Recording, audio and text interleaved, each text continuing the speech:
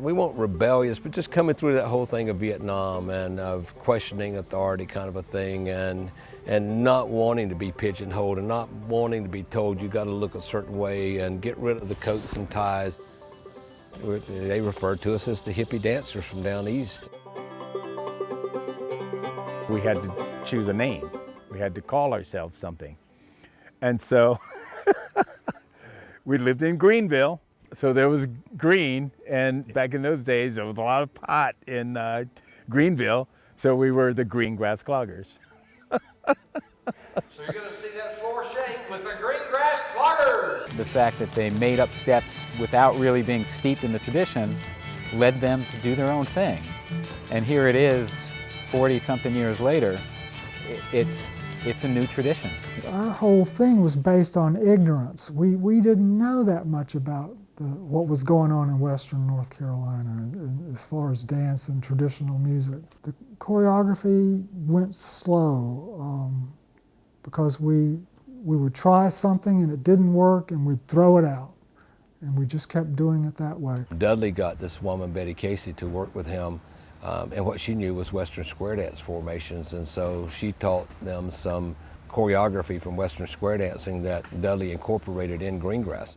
And so we combined those square dance movements in different ways to just form our own patterns, our own lines, and with some new steps that we made up too. So it was clogging, but it was radical.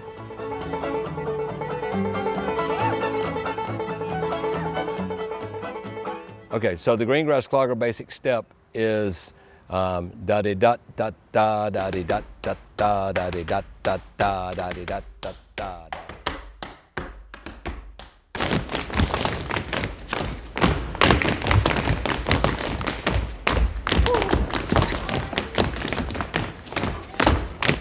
It took me 2 weeks to learn the basic step, which I learned backwards, and another 2 or 3 weeks to learn it the right way, and 2 years to loosen up and really learn how to clog well and not be stiff. Let the music dance for you. When the dancing with the cloggers has felt really locked in, really, a musician would say, in the groove or in the pocket, when you do all feel like all of the dancers are kind of moving together with the same body almost, where you can really understand exactly how you're about to meet someone and what the weight of their hand is going to feel like, and how your feet are going to go up at the same time. When the dancing is in tune with the music, that's when the beauty happens.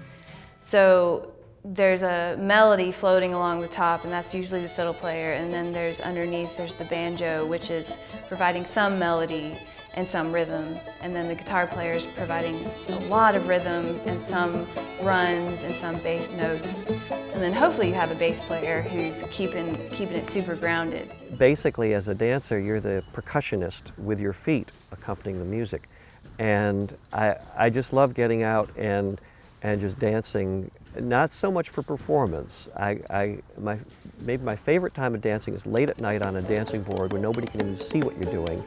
And it's not visual, it's just listening to the sounds and matching the rhythms of the music with your feet.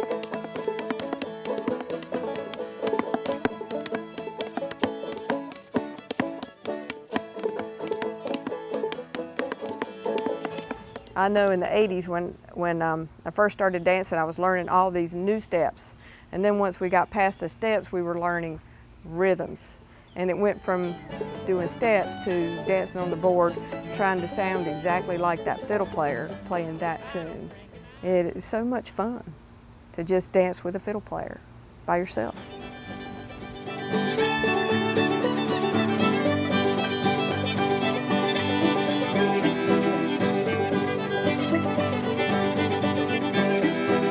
The step dances that we do, it's very hard to separate out and say, okay, that part's from England, that part's from Scotland, that part's from Africa, and that part's Native American, but those are all in the mix.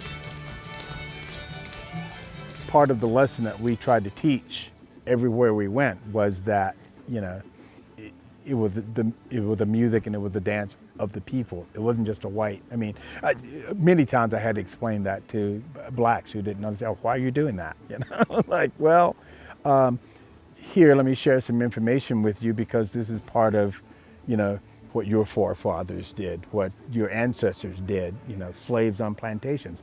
Well, what do they do in their spare time?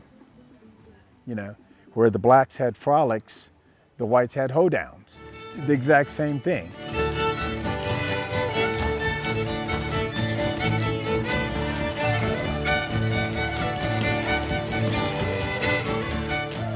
I think the one thing that Green Grass has given me, and there's one person that's responsible for it, that's Dudley.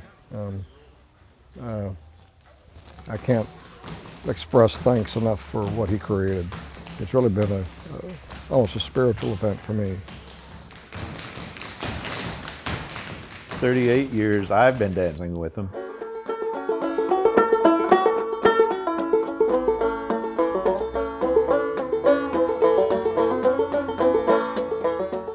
A lot changes in that time, a lot changes. And here's what it boils down to, and that is, I do not have a friend in gravity. Well, it's hard. You know, the Parkinson's has taken its toll. I have trouble with balance. I fall. I have a real issue with spinning. Coming out of spins is very difficult because I get disoriented. People on the team have gotten used to when they see that I have this lost look, they give me a little shove or a little kick or a little push. And that's great, you know. The more experienced generation, you could say, people who are part of the old guard definitely love when younger whippersnappers with good knees show up and they teach us their traditional dances they've done for 40 years. They call it the Big Four. We're lucky to have younger dancers coming in, and that's the key, just to keep the next generation going and bringing more and more dancers in.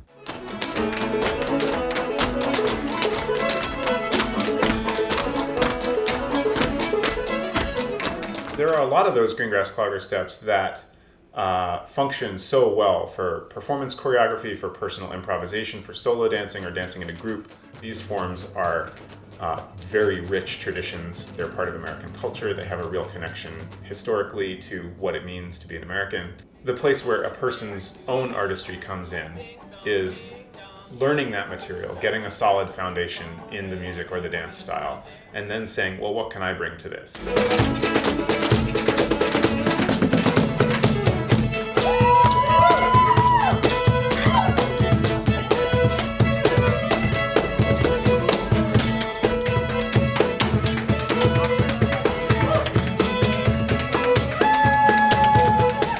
We have a college program where people can get scholarship money and really study these traditions in depth and come and learn to clog. We as younger dancers can help create an opportunity for some of the more experienced dancers to also be really powerful mentors. And that's a process that's in its early stages right now, and I think has a lot of room to grow and turn into a really amazingly long-term process of recruiting and mentoring. You're standing there with them and you're like, I am ready to do this thing with you guys, and I love it. It is a feeling of once a Green Grass Clogger, always a Green Grass Clogger.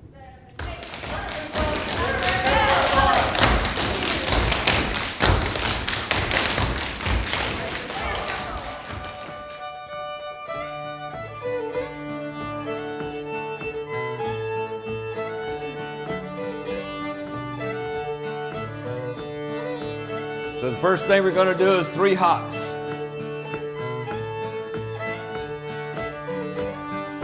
Five and 6 and shuffle with the right. And a 1, 2, 3 hops. Hop, hop, hop. And a right, left, 3 hops. Remember to pause. Hop, hop, hop. And a 1, thing, 3 hops. Now 2 basics, 1, bucket wings. Shuffle right,